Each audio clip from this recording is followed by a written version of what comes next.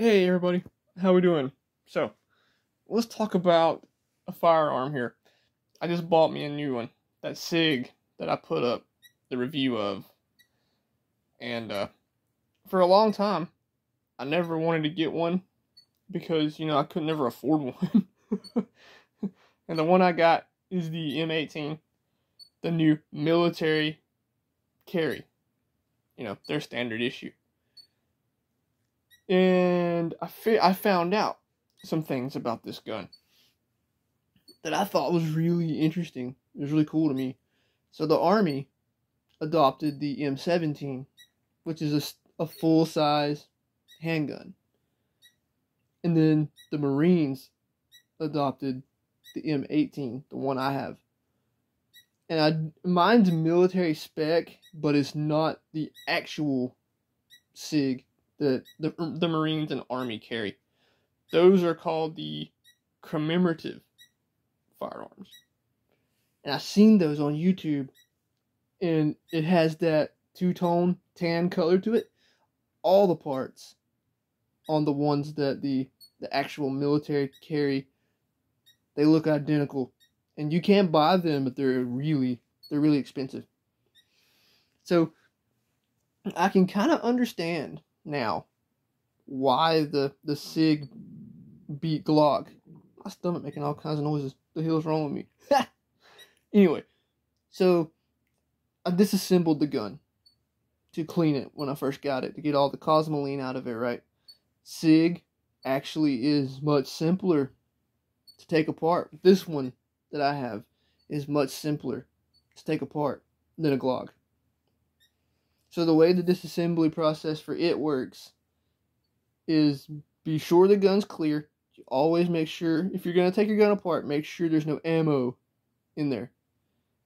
You'll take it, drop the mag, of course, set your magazine to the side, pull the slide back, lock it open with the slide stop, and then there's a lever, the takedown lever there on the side.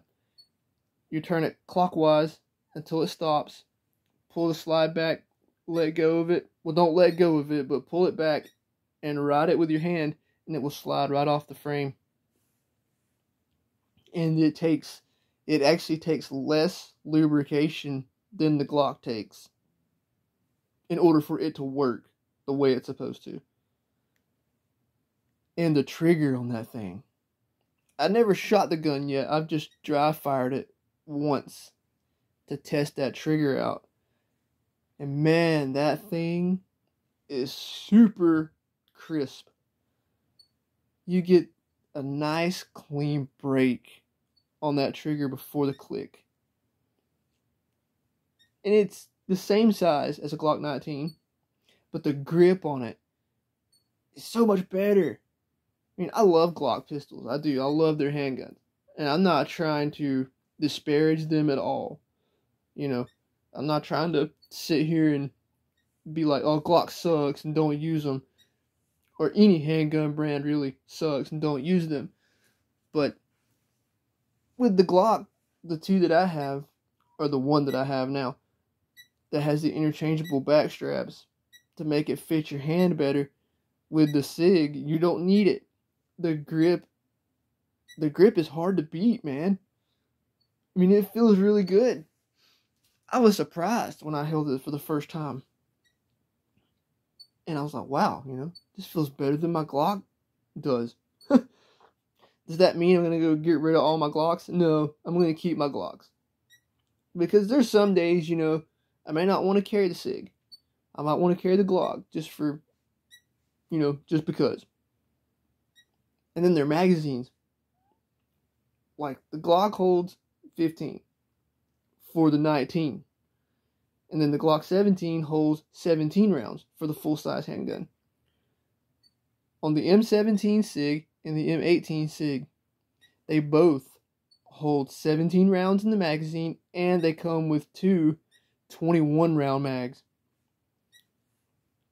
And I was thinking, well, maybe those magazines might, they may not work the way the Glock 33-round mags work for their really high capacity. But I have no reason to believe, after looking at the mag and feeling of the the follower, I have no reason to believe that it would not work perfectly fine. And tomorrow, I'm going to do some shooting with it and see how it shoots for the first time. And I can't wait to check out the sights. The sights are night sights. I want to say they're Trigicon, but they're, what do they call them? There's some sort of sight. I didn't know what it was called. It's not fiber optic. And it's kind of like a loom inlay on guitar necks. You know, where they'll glow in the dark after if you have to do some night shooting, you know. On guitar, of course, after the light's exposed to them for a while, they'll start to glow when the stage is dark. But these, the Tritium, that's what it's called, the Tritium Sights. And I was like, never had those on any pistol I've owned, because Glock, you know, they come with their standard Glock sights, but you can replace those and change them out for Trigicon night sights or whatever other kind of fiber optic, whatever you want. And I would think you could do the same with SIG. I don't really know yet as far as the customization of the firearm. But, you know, Glock did the military trials, and they won for a long time. Just like the 1911. You know, it was the military issue for a long time, until 1987. And its first year, I think, in the military was 1911, which is where the M1911 A1 comes from. And SIG, I think they're going to be around for the military for a while. And my dad carried a SIG for a long time, and he really liked that gun. And now I know why. It feels just so comfortable in your hands. It's crazy. And some people probably would think from my other gun videos that I'm a major Glock fanboy. Not really.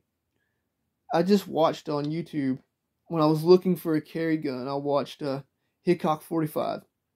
I always watch what he thinks about these guns before I go pick one up. Because I know if Hickok says it's good, it's good. Because I've seen that guy shoot, and he really knows his stuff. And so I went for the Glock 19. And that's what I got. And then I read the manual and found out how to take it apart and all that good stuff. And I was like, wow, it's really simple.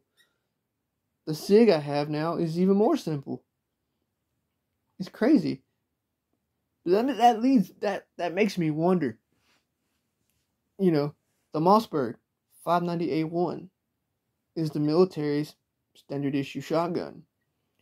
How come no other company has been able to beat Mossberg in the military trials?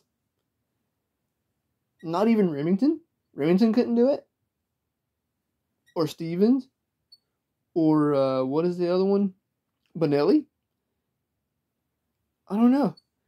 I know the Benelli M4 is carried by police force around here. And it has a 4-position collapsible stock and stuff, but if you buy the stock Benelli M4, you don't get that. You get a 2-position. And I wonder why that is. I wonder why Mossberg has been top. Well, I don't really wonder. I know. My Mossbergs, I've never had a single part in any of those shotguns that I own over here fail. And the only ammo that I've found that the Mossbergs I have does not vibe with very well is Winchester target loads. It likes to weld itself into the lead of the chamber. I don't know why that is. Maybe it's just the temperature that the brass heats up to when it goes off. Just maybe. And then I was talking about in my handgun video, my Glock video, about hollow points and how my Glock Gen 4 would hang up with hollow points. I did buy at one time some Hornady hollow points. 20 rounds for $20. $1 a round. And out of that whole box of ammo, I had one that gave me an issue. It never hung up in the gun, but it was a dud. It misfired. And just a little information about misfires with any firearm for people out here that may be new to firearms. If you aim your gun and you're shooting at your target outside, target practicing, and it just clicks like that, hold it down range for at least 30 seconds.